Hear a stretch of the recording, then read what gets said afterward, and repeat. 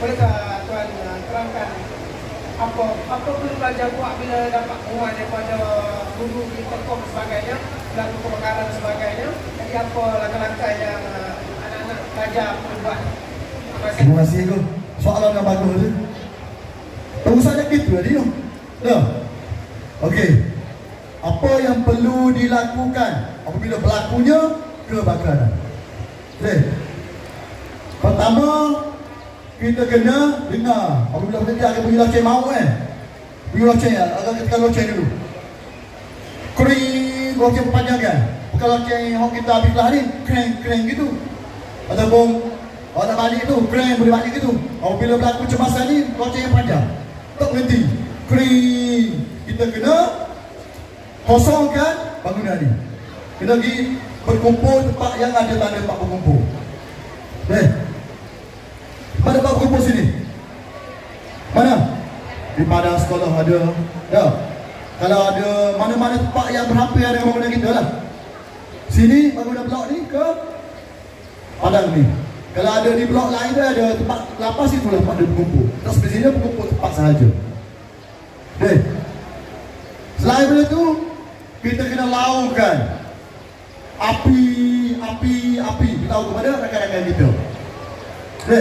Doa api.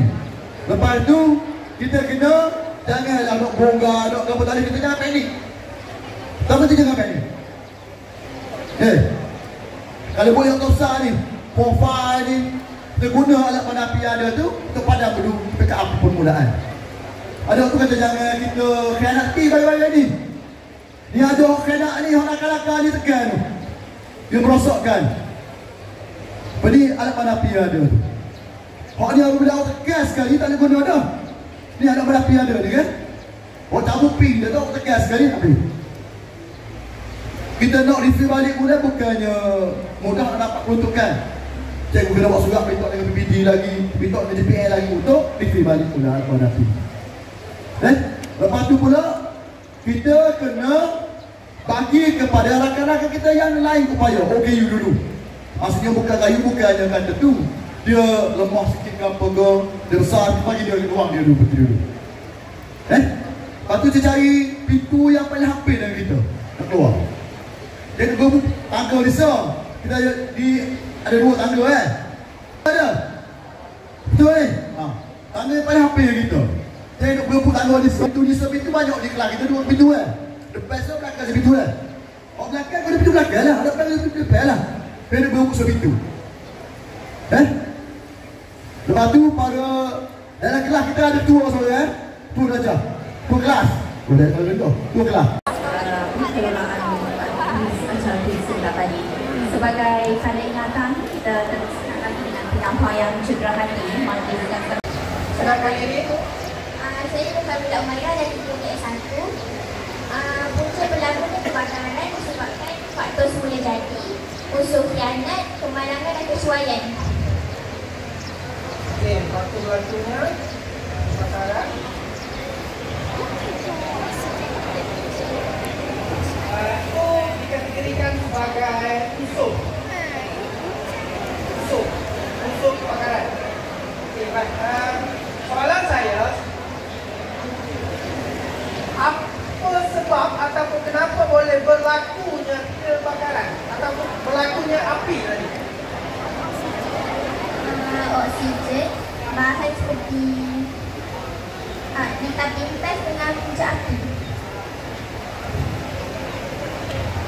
Okey, berlakunya api, oksigen, bahan dan juga punca. Itu haba lah. Okey, boleh terima lah biasa boleh terima. Okey, saya jemput KM Muhammad Razali untuk mengiringi Tuan Razali untuk menyampaikan sabah hati kepada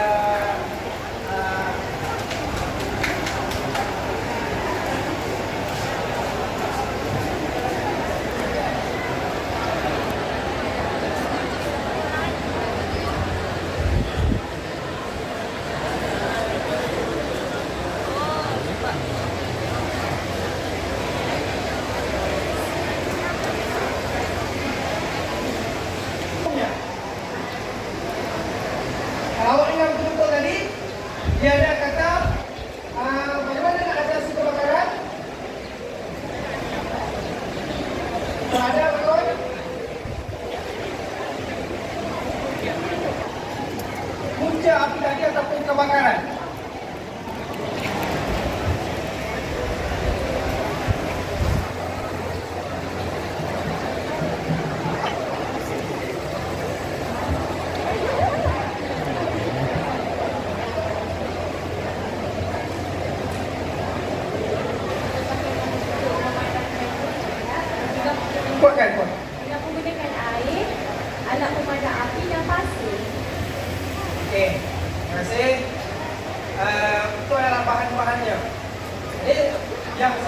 pada keseluruhannya adalah memutuskan rantaian yang kawan, iaitu oksigen, bahan dan juga putuskan rantaian tu, barulah api tersebut dapat dihapuskanlah.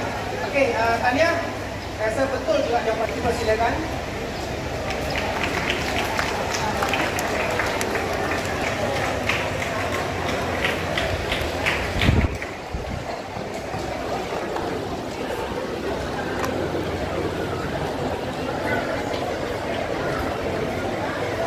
Kebakaran, bomba akan memadamkan api menggunakan beberapa teknik lah. Okay. Tadi kawan kita sebut tadi, air, pasir dan juga alat pemadam api. Apakah teknik, soalannya, apakah teknik untuk memadam kebakaran? Dia ada tadi, dalam penerangkan tadi, sebut 4. Saya bagi contoh, 1, menyejukkan. Apa lagi 3?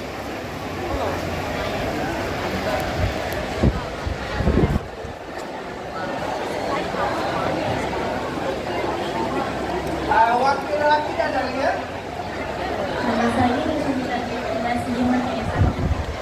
Tekniknya ialah menyejukkan, melemaskan, melemparkan dan menyelidik. Terima kasih. Pandang betul. Silakan.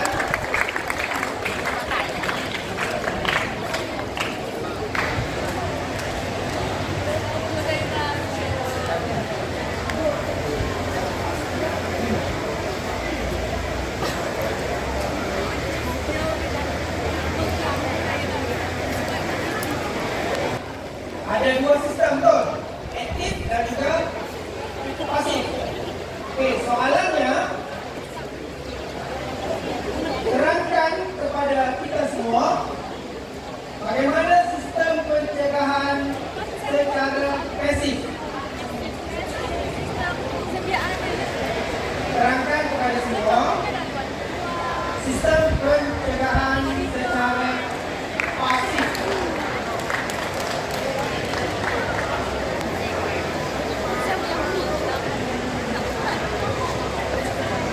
Assalamualaikum, nama saya Amir Yusuf dari kelas 1. Pasif ni macam benda yang dah sedia ada. Yang dekat sekolah ni ada laluan koridor. Lain, contoh lain, betul. Di pasaraya ada apa? Sprinkler. Sprinkler. Okey, satu lagi. Mesti. Mesti. Pasaraya bukan pasif. Okey, 2 jawapan tidak betul. Tambah satu lagi. Kalau tadi tuan Nasri beritahu tadi ada pintu rintangan api. Betul. Kan?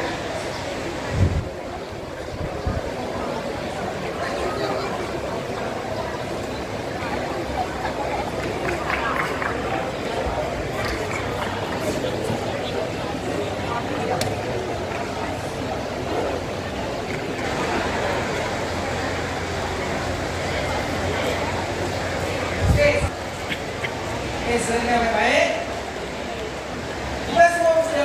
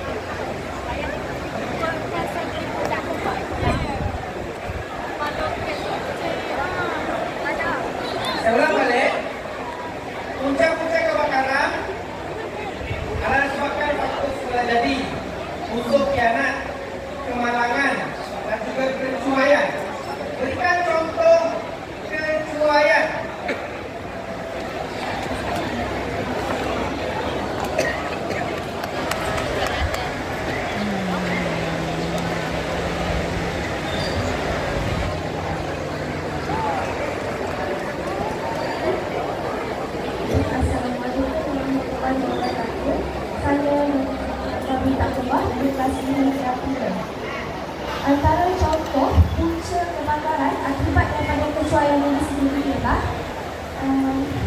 memasang kipas sepanjang 24 jam. Okey, terima kasih. Antara contoh, ada lagi tak? Ada lagi?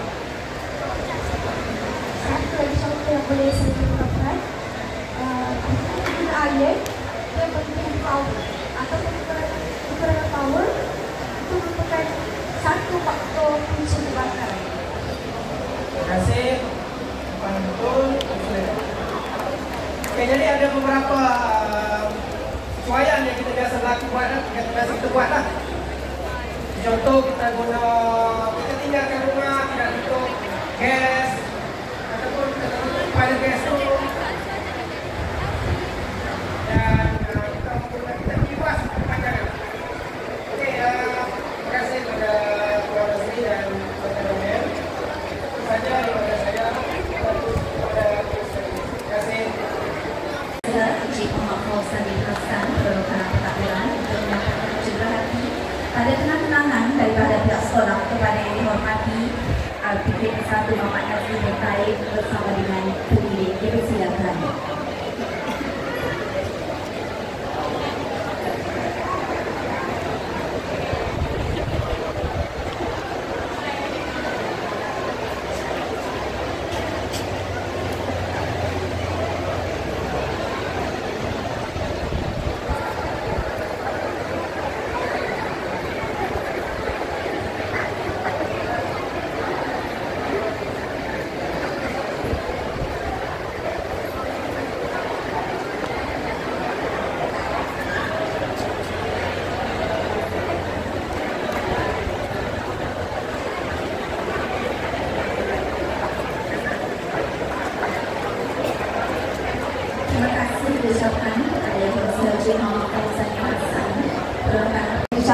Dan terima kasih kepada semua pihak yang terlibat dalam menjayakan majlis kita pada pagi ini, sama ada secara langsung.